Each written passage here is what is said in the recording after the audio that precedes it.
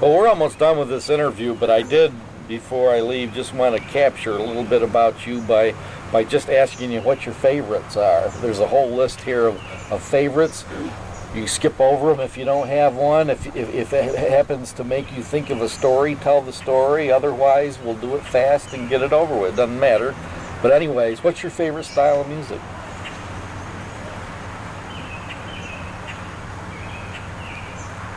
Style of music. Hymns. Your favorite style is yes, hymns. It's hymns of some sort.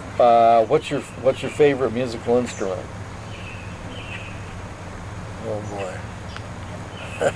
How can you answer a question? His favorite musical instrument is the cornet. He played cornet from a very early age. He played it in the band. Can I brag about that? In a minute. He takes a lot of he takes a lot of pride in his cornet. He even started a church band and everything else. Go ahead and brag. No, but I was in 6th grade and I invested $10.98 in a cornet in Montgomery Ward. And someplace there between the 6th grade and 8th grade, I got first chair in the band. And I don't know, I won't say that I was better than any of the others. And I don't know why the music teacher left me in first position all the while, but for some reason he did. Mm-hmm. And I just always felt pretty good about that. Their folks had money and they had more expensive instruments. But for some reason, I kept first chair. I was always proud of that. I got a lot of music in high school. I took rudiments of music. I played the band for 7 years. I suppose I was in the orchestra for 4 or 5, and I was in the chorus about 4 years, I guess. But he didn't stop playing, when he got out of school. He, even as a child growing up, I remember him playing around the house, and then he really did play at church. In fact, he encouraged all of us kids to take up musical instruments. Most of us did, and he encouraged us to participate in the Corinth Church orchestra. Which did you organize that orchestra, or did somebody else? I recollect you being the leader of it, but maybe you weren't. We were organized. We just did it. Yeah. I was supposed to be the leader of it. Oh, okay. But you've heard me tell this, and it's old stuff to you. But old Mrs. Howell lived upstairs at Mrs. Pett's across the fence, and of course, I used to go out on the porch there and blare away, headed her direction. And one time after I learned to play, she was talking to my mother one day, commenting how nice it sounded. But she said, "Wasn't it awful when he was learning?" I always like that. Do you have a favorite song? Yeah. I think I know what it is. What is it?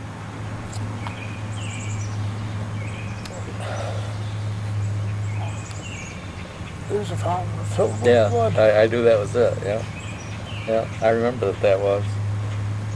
In case that didn't come across clear, there is a fountain filled with blood.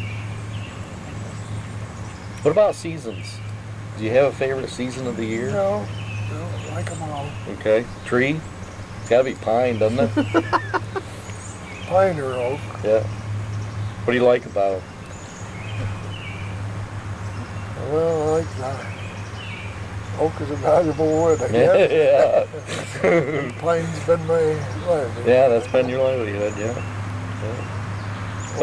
Those big oaks that we had our picture taken by over there on the mountain, boy, that's something. What about your favorite holiday? Well, it's, I suppose, a toss-up between Christmas and Easter. Mm-hmm. Because of the religious aspect of it, Well, yes. sure. What about color? Got a favorite color? Not so long as it's blue or red, I guess. Red car. Fine. Sport? No, I'm not too much interested. Oh, Well, anything if it's not football. yeah, You're the football Yeah. player. animal. I think I I know. never understood Yeah. football. Yeah. Animal. I think I know what your favorite animal is. I suppose you do. It's a deer, and we've already talked about all the hunting stories. What about your favorite meal? I don't know. It tastes pretty good this snow, doesn't it? Whatever comes along, Bologna sandwich. Whatever's available at the time you're hungry. That's right. Yesterday, we went down to Latham's yesterday, and for dinner it got enough to last till today. What about fruit? You got a favorite fruit? Oh, I suppose apples come right into it. Vegetable? I don't know. I like them all. Candy? Got a favorite candy? Oh, I don't know.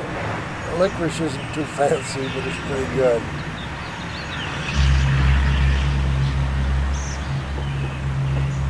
Car. What kind of car do you like? One with 4 wheels, one that'll go. I guess that's about all. When us kids were growing up, it had to be a Ford.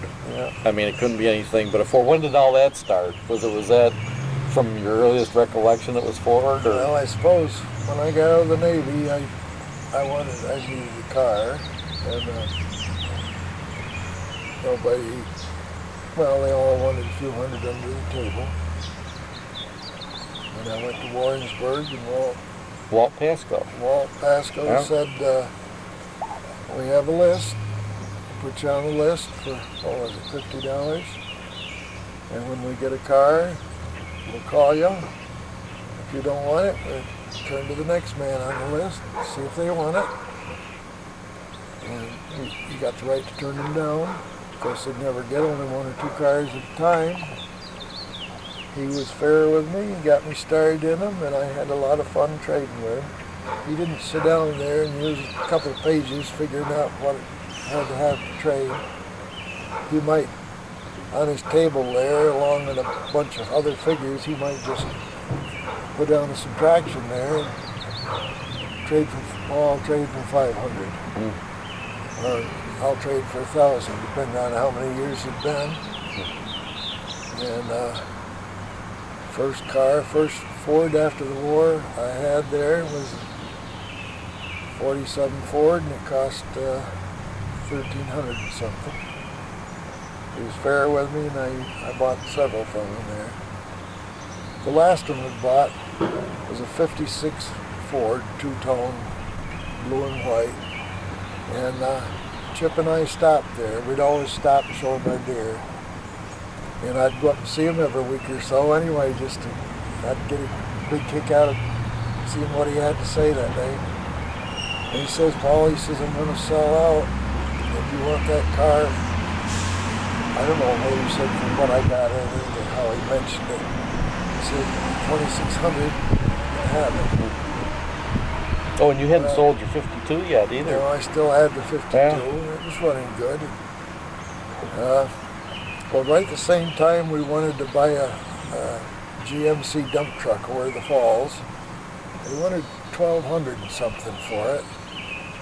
And Chip said, no, we'll give you $600. Of course, they weren't interested. If we wanted to give it away, we'd do that down the street. So, anyway, one day he was sawing, and Chip says, I think we better go up and get that car out to Warrensburg. So I went right up there at noon hour. Ruth was up, let's see,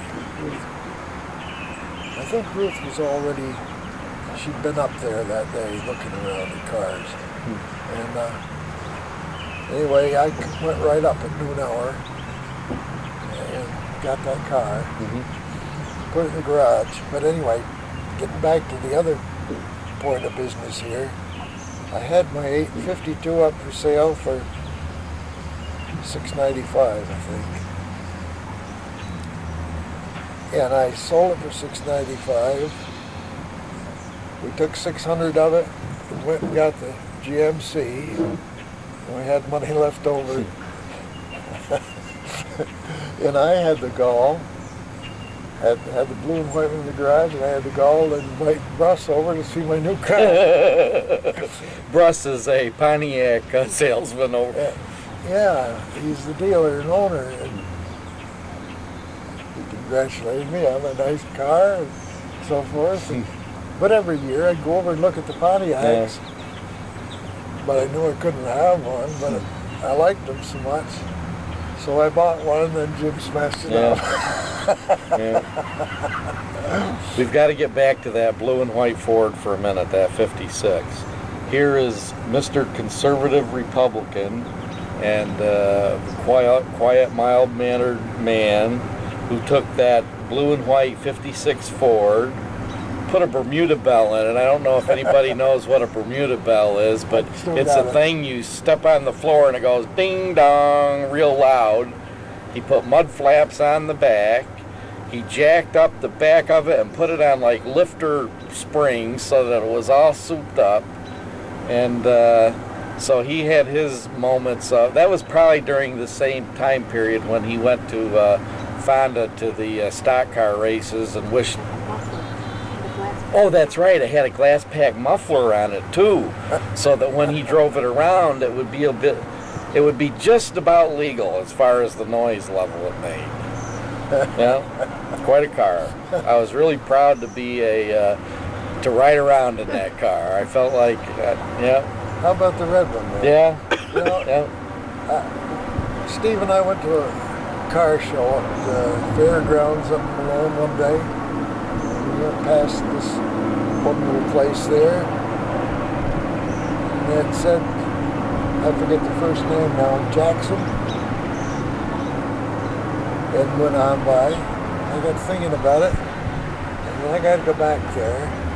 It's one of the Jackson boys that I used to bring to Sunday school. He lived in Bangor somewhere. And anyway, he reminded me of the red Ford. Okay, we're gonna leave cars. We're not gonna talk anymore about the accident. Scenic outdoor spot. Where's your favorite scenic outdoor spot? The little waterfalls up Keene, coming off the mountain there. Oh, well, maybe not. Maybe it's up on the second day at the overlook where we eat our submarine and everything. I thought that's what you were going to say, is that second dog.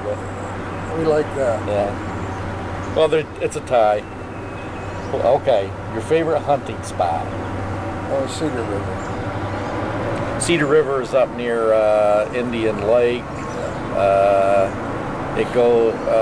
So would Snowy Mountain and Panther qualify as Cedar River? Yeah.